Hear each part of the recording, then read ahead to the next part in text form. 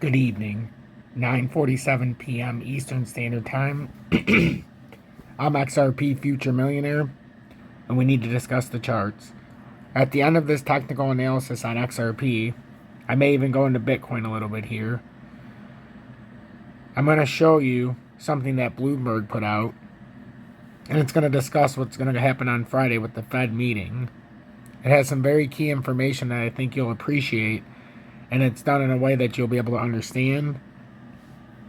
And I'm going to put it out after this video, after we get to the end.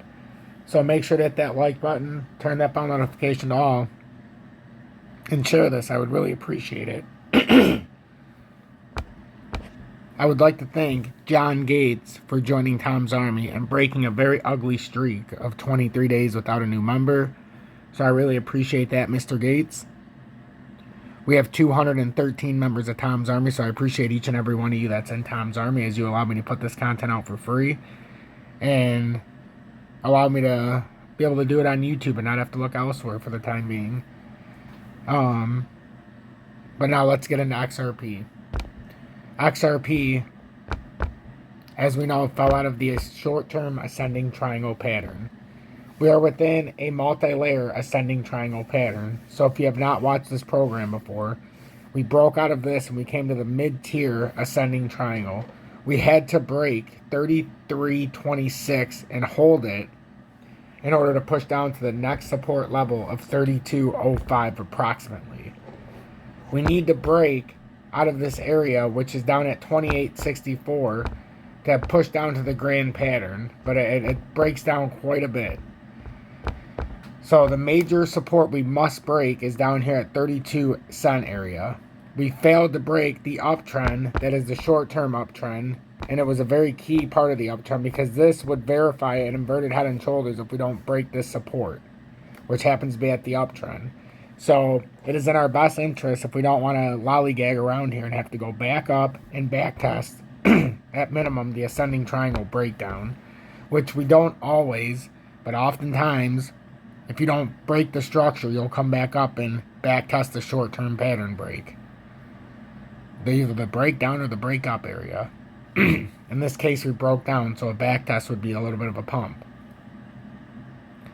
Now, we can get rejected at the 20-day here in the 4-hour time frame, the 20-day, which is at 34.30, and we're right in that area right now. So, personally, I would love to see a rejection here, because that would bring us back down, and then it would give us an opportunity once again to break this short-term pattern, but we failed so far. Now it looks like, if I didn't know any better, run a bull flag, that'll bring us up to about 35.5 cents, roughly. So that's why I wanted to come out and do this update. Nothing more, nothing less. And then with Bitcoin, we're on this eternal pattern. So this is the bull flag, which is kind of like a rising channel in this case. We need to break this support line, and we just haven't been able to do it yet. And we've got a support structure where we're at right now around 21,138. We need to break this, and then the bear flag can continue playing out. If it doesn't, we can make another back run up and back test, or run back to resistance at 25,220. So nobody wants to go that route. I don't want it to go that route. It's a possibility, though, if an inverted head and shoulders does play out. Because then, and this happens a lot, you get the breakdown, break back up, and then it would be the rejection right around here. It happens so many times, and then it would break down. And that's the way they do for liquidity pools. Trap more people, get more money, and trap the retail trader. I'm going to end it here because I think you need to hear about what the Fed's going to try to do to curb inflation and yada yada yada. Hit that like button. In person since 2019, what can we expect on the policy side of things? Well, we can definitely expect some definite statements from Fed Bank presidents speaking there, a number of them speaking with Bloomberg Television. Jay Powell's a bit more of a question here. And of course, as you guys just said, How hawkish is he going to be on inflation? What's he going to say about what his view is, how hard they're going to have to push? And remember now, Jay Powell hasn't spoken since we saw it so recently, just in the last couple of weeks, the headline CPI, which of course inflation is one of the biggest topics we're going to be watching there, headline CPI breaking from 9.1% in June year over year to 8.5% in July. Oh, that's one of the reasons that, well, the market said, well, maybe they'll just ease up a bit. Maybe not hike rates quite as quickly, but at the same time, just a couple of weeks before that, U.S. payrolls, remember, they're at 528,000 in the month of July, about double what was forecast. Labor market is still strong. Many see it as a green light for the Fed to push as hard as it needs to. And again, the big question is Powell ready to risk recession? This is the question. How high, how fast is he going to signal his willingness to push the Fed funds rate higher? And you can see from this Bloomberg chart how, the forecasts from inflation, you go from the bottom up as traders and economists have looked out to the future, they've gotten steadily higher. And of course, the Fed is signaling now that they are going to go up to 4% by the first half of next year, which doesn't seem to always jibe with what the market's expecting.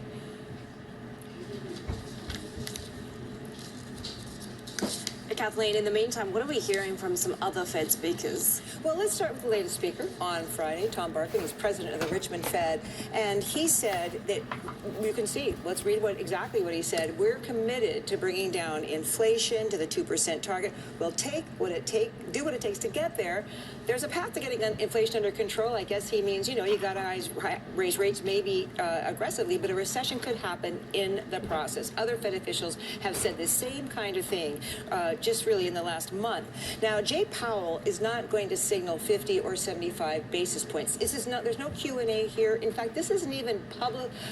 It's not televised. These are part of the sessions on the Friday morning and the Saturday morning. We'll all report on them, but you won't actually hear what he says. He'll probably give a speech, I would assume, that somehow looks at inflation, how it got out of control, and a broader spectrum, maybe a little bit historical of what they need to do. Maybe he'll talk about what's the neutral rate, how everyone wants to know, is it really 2.5, Jay Powell, or is it something much higher? I think one more thing is that if he focuses on the ability to get the soft landing, and yes, we'll do what it takes, but we're really betting on a soft landing, that could be seen as dovish. I think for people to think he's hawkish and really get markets maybe to reprice, their expectations are hoping they will, you're maybe going to have him come out more definitely and clearly. He's hoping for a soft landing, and that may be his baseline, but he's ready to push hard and keep pushing like Paul Volcker did back in 1979, 80, 81, 82.